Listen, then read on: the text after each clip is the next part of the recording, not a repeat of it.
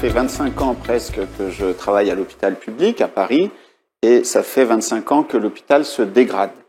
J'ai connu l'hôpital qui allait bien, qui était enthousiaste, qui s'occupait exclusivement des malades, les personnels étaient heureux, on avait le sentiment d'appartenance à une équipe, on avait le sentiment de participer au bien commun. Et puis, très progressivement et de manière constante, eh bien, les choses se sont dégradées. On a eu le sentiment d'avoir de moins en moins de personnel, de moins en moins de matériel. On a eu aussi le sentiment que l'administration gonflait progressivement au fil des années et qu'une forme d'inertie s'installait à l'hôpital, à tel point qu'aujourd'hui, les gens sont en perte de sens. On a l'impression de ne plus avoir notre libre arbitre. Tout patine, les projets stagnent. Parfois, les consignes tombent d'en haut sans qu'elles soient vraiment corrélées aux besoins du terrain. Et d'une manière générale, je dirais que l'hôpital n'attire plus. Il n'est plus la locomotive qu'il a pu être à une époque.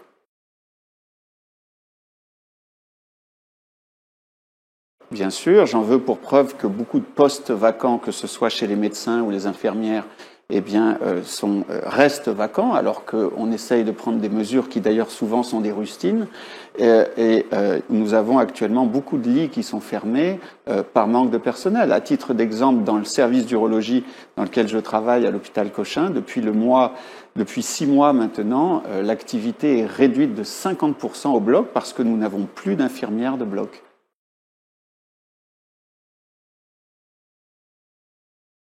Pour moi, la cause principale, c'est la perte de sens. C'est-à-dire, chez les infirmières, par exemple, elles ne sont plus en nombre suffisant pour s'occuper correctement des patients. C'est-à-dire qu'à une époque, il y avait une infirmière pour 6 ou 8 ou 10 patients.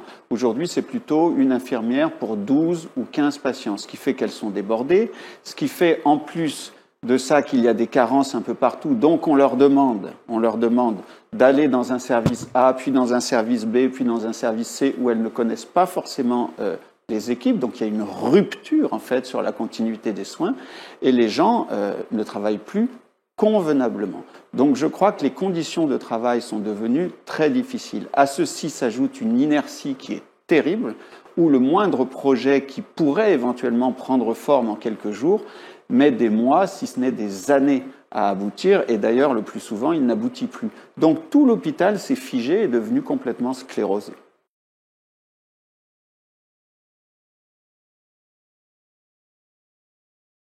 Bien sûr, gouverné par des chiffres, malheureusement, c'est ce qui nous est tombé dessus depuis maintenant 10 ou 15 ans. On a le sentiment que l'hôpital n'est plus dirigé par les équipes soignantes, mais simplement par des tableaux Excel. Et un peu partout, dans le quotidien de tous les acteurs de l'hôpital, on nous parle de chiffres, on nous parle de comptabilité, on nous parle d'indicateurs, on nous parle d'efficience, alors même que tout ça est très contre-productif, puisque, en fait, plus on nous met d'indicateurs à remplir, et finalement, moins ça marche. Donc il y a une contradiction fondamentale. Les gens sont soumis à des injonctions contradictoires, ne comprennent plus du tout ce qui se passe, et surtout, on perd l'objectif premier qui est de s'occuper des patients.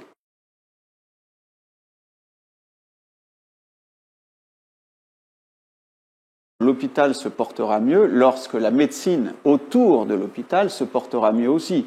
Nous avons aujourd'hui beaucoup de patients qui convergent à l'hôpital parce qu'il n'y a pas de place ailleurs. La France est en train de devenir un gigantesque désert médical. Donc il faut voir la santé dans son aspect global. S'agissant de l'hôpital, il me semble que la mesure la plus importante aujourd'hui pour redonner du sens aux équipes et leur redonner envie de travailler, c'est de revenir au service, c'est-à-dire supprimer les pôles, qui sont des regroupements de services, de mon point de vue artificiels et purement bureaucratiques, et revenir à l'entité service, avec un chef de service qui aurait le libre arbitre. Il serait bien évidemment accompagné d'un cadre administratif, et ce binôme pourrait faire fonctionner de manière autonome le service, connaître le nombre d'infirmières qu'il faut pour le type d'activité du service, avoir même un budget dédié au service pour pouvoir s'équiper, éventuellement pour pouvoir recruter. Bref, je pense que la vraie mesure à prendre, qui sera sans doute très difficile à mettre en place, c'est de revenir au service avec une autonomie de gestion des services, ce qui s'est perdu depuis 20 ans. Sur le papier, les pôles avaient une certaine logique. Dans la pratique, on n'a fait que rajouter des strates administratives, beaucoup d'inertie, et surtout on a mis des médecins au-dessus d'autres médecins, à savoir les chefs de service. Aujourd'hui, les chefs de pôle sont un peu à mi-distance entre la direction hospitalière, qui a les pleins pouvoirs, et les soignants. Et donc, ça a généré quand même beaucoup d'incompréhension de la part des chefs de service et de leur équipe environnante. Ça a généré beaucoup d'inertie aussi, et ça a malheureusement aggravé les guerres d'ego. Une double gouvernance, j'y serais évidemment très favorable, puisqu'on voit aujourd'hui qu'on est allé beaucoup trop loin dans le pouvoir administratif. J'ai connu la fin de l'époque où les mandarins décidaient de tout, il y avait beaucoup d'abus de pouvoir chez les médecins, et maintenant on est dans l'excès inverse, c'est-à-dire que c'est l'administration qui dirige d'une main de fer, et il y a beaucoup d'abus de pouvoir du côté de l'administration. Je pense qu'il faut remettre tout simplement le curseur au milieu, et que les médecins et l'administration travaillent ensemble pour le bien commun. Dans Ma Santé 2022, le plan avait été annoncé par Agnès Buzyn et le président de la République. Il y avait ce constat. Il y avait le constat que les soignants avaient été dépossédés d'une certaine manière de leurs prérogatives. Et donc, mais ça restait relativement évasif, le plan prévoyait de rééquilibrer les pouvoirs et de remettre un peu sur le devant de la scène les équipes médicales. Je ne sais pas quelles mesures concrètes pourraient être prises pour le faire. Moi, j'ai une idée personnelle, comme je vous l'ai dit, de revenir au service et de remettre les médecins en binôme avec l'administration, mais je ne sais pas si de telles mesures pourraient être prises rapidement, je n'en sais rien. S'il y avait une seule mesure, à mon sens, ce serait la disparition des pôles et l'autonomie des services autour du chef de service. Je pense que externaliser une partie de la gestion des soins permettrait de dégager du temps médical, et d'une manière plus générale, ce qui me frappe en France, c'est la mauvaise répartition de l'offre de soins. Moi, je serais très favorable à ce qu'il y ait 3 niveaux en fait de soins. Les soins fondamentaux, les médecins généralistes, les kinés, certaines infirmières, les laboratoires, les centres de radiologie qui seraient dispersés un peu partout sur le territoire, qu'on pourrait appeler le niveau 1. Puis le niveau 2, ce sont les soins hospitaliers courants.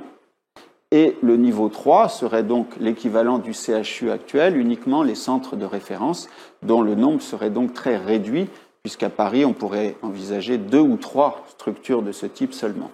Donc je pense qu'il faut graduer maintenant l'offre de soins sur tout le territoire. On gagnerait énormément en frais de gestion et surtout en pertinence dans le parcours des soins.